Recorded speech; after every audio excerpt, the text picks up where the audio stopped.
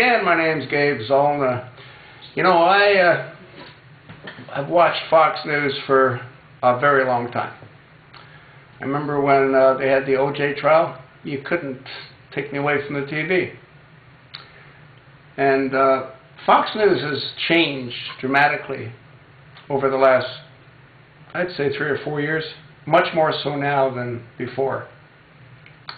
Personally, I think that NSA was able to provide the administration, Obama's criminal dysfunctional administration, with a great deal of private information on a lot of prominent people.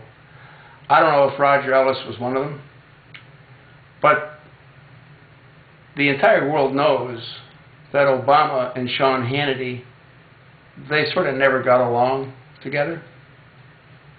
Bill O'Reilly capitulated. He rolled over, and who knows what NSA has on Bill O'Reilly. I got to believe they probably have a lot. And Bill O'Reilly knows that they probably have a lot.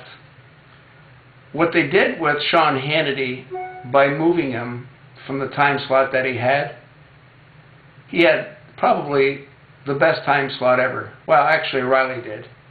He had the 8 o'clock, and he still has 8 o'clock. Hannity had the 9 o'clock, and Greta had the 10 o'clock. And what they've done is they've moved Hannity into the 10 o'clock and Greta into the 7 o'clock. And O'Reilly still has his 8 o'clock. Well, the ideal time slot is between 8 and 9 o'clock, because at 10 o'clock, most people that work are going to go to bed. People that don't work, like 47% of America, 50% of America, they don't care. But they won't watch Fox News.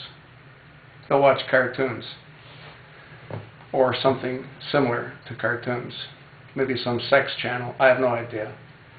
My point being is that pressure must have been applied to Roger Ellis to have moved Sean Hannity into the dead zone, which is what 10 o'clock is.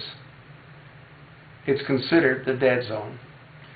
And I got to believe that Sean Hannity had a fairly tight contract, which would have necessitated a significant multi-million-dollar payout if they wanted to fire him.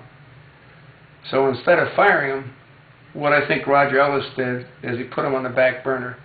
Again, he put Sean Hannity into the dead zone. I'm willing to bet that never would have happened if it wouldn't have been for the Obama administration to have exerted a great deal of pressure onto Roger Ellis. Who knows what they have on Roger Ellis? I don't know much about him, other than I think he has a fairly young wife. And that's what happens when people have an awful lot of money. They usually have fairly young wives. You know? That's a fact, girls. So if your husband's very wealthy, you better make sure you got a tight contract. Anyway, I don't like O'Reilly. He gave in far, far too soon as far as Obama being eligible. And he bases all of that on the ads that were in a newspaper about the birth. At the same time, the cold case posse under Mike Zullo showed that virtually hundreds upon hundreds of thousands of Japanese-born children born in Japan were posted in the Hawaiian newspaper because that was the easiest way to get citizenship.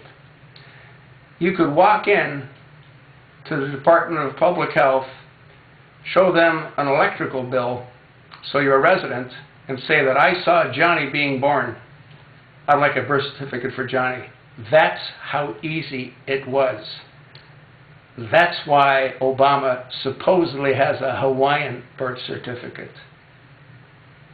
Because that's how easy it was. Hawaii was known as the easiest place to enter the country illegally and have your offspring become legal.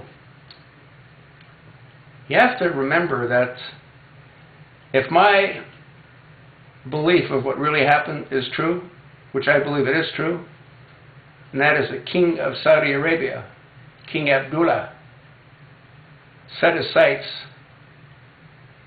on the rebirth of the Ottoman Empire, and they chose Barack Obama before he was even born.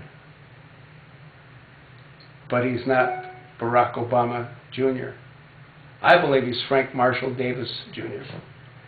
Look at Obama's face. Take a look at the side of his face right here. Look at all the blemishes that are coming out on his face. Then go Google Frank Marshall Davis. See what he looked like when he was older. Just like Obama is beginning to look. And take a look at the face of Barack Obama Sr. Well, he could do commercials for skincare products. So, I sort of digressed. I didn't do that intentionally. There's so much to talk about. And there's so little time left to talk about what's to talk about. But as far as Fox News is concerned, I think I'm done with them. I don't like the way they operate. I don't like the way Bill O'Reilly talks down to people. I'm going to miss certain aspects with certain talking heads. But overall, no. I think Roger Ellis rolled over, like all of our Congress rolled over, and we're all cut adrift to float in the cesspool that this administration's created. That's what I think. What do you think?